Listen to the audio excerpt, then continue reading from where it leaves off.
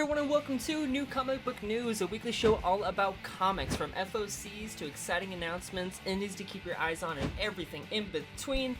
My name is Michael Balonis and I'll be your newscaster for the week. So up first we have the FOCs, and with this first section of FOCs, I like to do the ones that are today, March 23rd, 2026. Coming from DC, we have Absolute Batman number 19, Nightwing issue number 137, Lobo number 2, Deathstroke issue number 2, and Batwoman issue number 2. A whole bunch of jumping on points from DC, so if you haven't been on board, now's the time to jump on. Then from DC's Vertigo imprint, we have the third issue of End of Life. Coming out of Marvel, we have the Sentry issue number 2, and we will be talking about the Sentry issue number 1 later in the video, so be sure to stick around for that. And from Image, we have Radiant Black issue number 41, Ghost Pepper issue number 10, Narco number 2, and The Fall of the House of Slaughter issue number 1. Last but not least, out of Oni Press, we have Dead Teenagers number 2. And a reminder, those are the FOCs that are today, March 23rd, so if you have not pre-ordered those and you want to,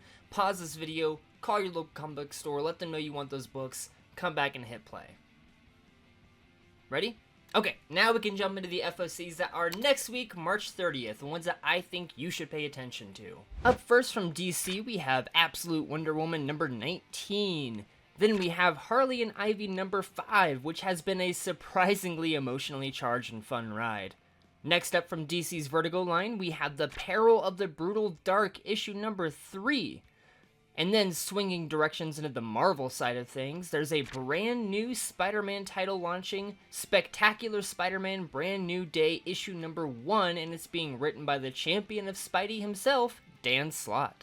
Then we have a couple of titles from the Ultimates line with the Ultimates issue number 23 and Ultimate Endgame issue number 4. Coming out of Boom Studios, we have Something is Killing the Children issue number 47, and despite being so far into this title, it's as emotionally resonant as ever, so I'm always excited for this book. Now settle in for Image's upcoming titles, because there is a lot to get through here. First we have Exquisite Corpses number 12, which is a whopping 40 pages long and features the showdown of the final 2 killers.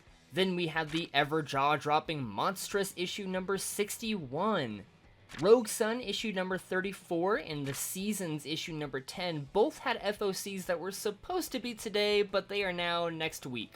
So there's no excuse, pre-order those before you miss them. Image has a couple of new titles starting up with Red Roots issue number 1, a horror series with the super interesting premise of the lives of a professional killer and a high school teacher are bound by a terrifying, mysterious force. Then the chaotic, violent Headlopper returns with the brand new issue number 1 from writer and artist Andrew McLean and colorist Jordi Belair, so do not miss out on what's sure to be a fun adventure. And that wraps up the FOCs that I think you should pay attention to, but if you think I missed something big, please let me know. Otherwise, let's move on into the news. The first news item of the week comes to us from acclaimed writer Matthew Rosenberg, who has created titles like 4 Kids Walk Into a Bank and We're Taking Everyone Down With Us, which is my personal favorite. If you have not read it, please go read it. It's phenomenal. But now he's becoming the main writer on both Spawn and King Spawn. Now, I'll be the first to admit that I've actually never read a single issue of Spawn in my entire life, but I think I'm willing to give this new start a chance,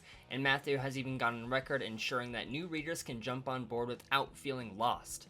Image Comics has also announced a brand new cosmic horror series from Jonathan Ball called The Eye Collector, with a preview of the book that looks absolutely nerve-wracking. Also coming from Image, we got a nice little preview of the second issue of Narco, the claustrophobic horror of a young man with narcolepsy that witnesses the murder of the girl next door, and I am so excited for this continuation. Then from DC, we got our first look at the super unsettling designs of the Absolute versions of Two-Face and Penguin that are set to premiere in Absolute Batman issue number 20. With some massive news from Netflix, Brian Michael Bendis' massive indie series Powers is getting an adult animated series adaptation.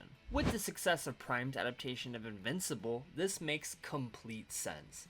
And with Bendis writing at least the pilot of the series, I am so excited to see where this takes us. And finally, from Boom Studios, we got our first look at the new relaunch of the Power Rangers title, this time featuring the original Mighty Morphin Power Rangers as adults.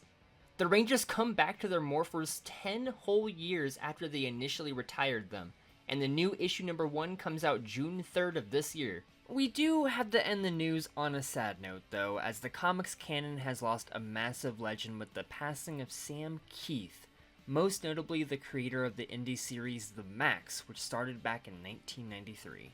And that brings us to the end of the news, which means we can now step on into the Kickstarter Corner. That's the segment of the show where I like to point you in the direction of comics on Kickstarter that I think are worth your attention. Carrying some stuff over from last week's Kickstarter Corner, we still have Sussex Chapters 3 and 4, the conclusion to the Sussex story, which is a psychological noir story delving into the mental health during World War II, and don't worry, Chapters 1 and 2 are also available so you can grab the whole story. Then we have Chessmen number 1, an epic fantasy series all about a cosmic game of chess that affects the real world. And for a new Kickstarter, take a look at Old Man Coyote, described as a weird western fantasy comic, and the description reads, an immortal gunslinger traverses a fantasy western wasteland to hunt down the ancient gods that stole his wife. That promise of weirdness seems to hold true, and I am so excited to see where this goes. There's still a little less than a month left of this campaign, so check it out and show some early support. And that brings us to the end of the Kickstarter Corner, which means we can talk about my favorite comics from last week. Now this past week had a lot of fun titles like Dead Teenagers issue number 1, which was a fun 90s era horror about a group of kids stuck in a time loop where they all die horrible deaths over and over again. And Exquisite Corpses issue number 11, which continues the bloodbath in Oak Valley as we whittle down to just 2 killers. But what were my top 3 favorites? First, we have the Sentry issue number 1. Now, I love the original limited series of the Sentry, so I was really excited to learn that the original writer, Paul Jenkins, was coming back to write this character. But for some reason, I just did not expect how depressing this story would be. I was nervous that it would be just another powerhouse story, but it quickly turned into yet another character study, and put a really interesting twist on the Sentry and the Void's relationship that's going to make for an even more engaging story going forward. Then we have Nightwing issue 136. This is the new arc from Dan Watters and Denise Cohen. It's a very street-level introduction to the story, diving into the heart of what keeps the community together, and in this instance, apart, and how Nightwing needs to keep his boots on the ground rather than the rooftops above to actually understand what the people of Bloodhaven are going through and need from him.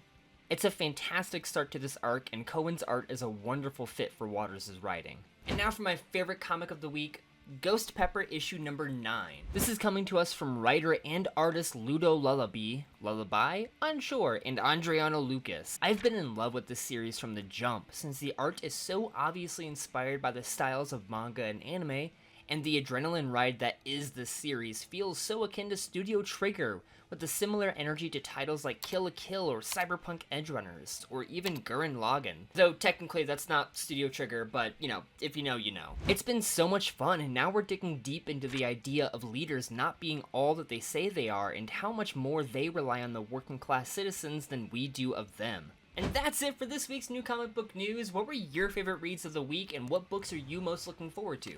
As always, my name is Michael Balonis, and I will see you guys next week.